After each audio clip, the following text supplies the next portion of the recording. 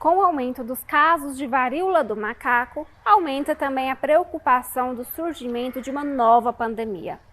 Mas será que a doença pode chegar ao estágio pandêmico? Essa e outras perguntas, como as características dessa zoonose e a possibilidade de imunização contra o vírus, foram respondidas pela professora do Instituto de Patologia Tropical e Saúde Pública da Universidade Federal de Goiás, Menira Borges. Os dois vírus, tanto o vírus da varíola quanto o cowpox, né, o vírus da varíola do macaco, eles são orthopox vírus, né, então são classificados nesse gênero e tem essa similaridade, inclusive similaridade genética e certa similaridade antigênica também. Mas são dois vírus distintos, né? O vírus da varíola foi um vírus que foi erradicado, né, na década de 80, foi declarada a sua erradicação, graças a uma vacina bastante eficaz, né? E o cowpox é um vírus que presume-se que ele tem um reservatório animal, possivelmente roedores, primatas não humanos, e ele é endêmico em certas regiões da África, África Ocidental e África Central.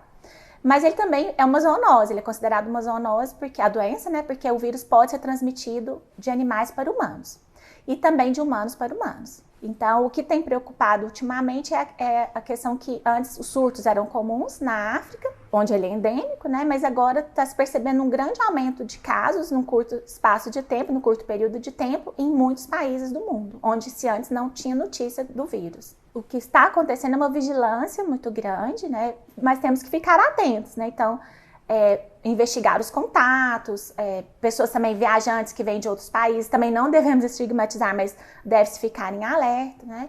E que a orientação da OMS está sendo assim, no sentido que as clínicas, os médicos, o pessoal da área da saúde fiquem muito, muito atentos, porque muitos nunca nem viram, né, uma lesão característica, e outras lesões podem ser semelhantes, inclusive de outros vírus, como herpes vírus.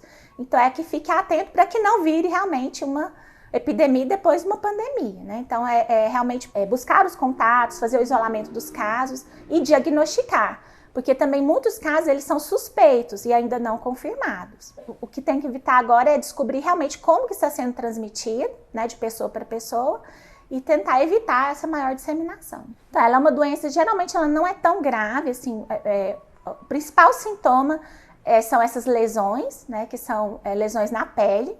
A gente chama de rash cutâneo, são manchas que depois ficam altinhas assim, viram pápulas, e essas pápulas viram vesículas, que podem estar cheias de líquido, contendo muitas partículas virais, e aí a principal fonte de infecção são essas vesículas na pele, que tem muito vírus, né?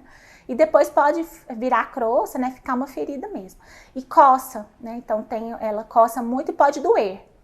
Mas geralmente é uma doença autolimitada, né? Pode ter outros sintomas também, respiratórios, infartamento de linfonodos, mas geralmente a pessoa se recupera. Os poxvírus, geralmente, eles são vírus caracteristicamente conservados geneticamente, a gente fala, são vírus de genoma DNA.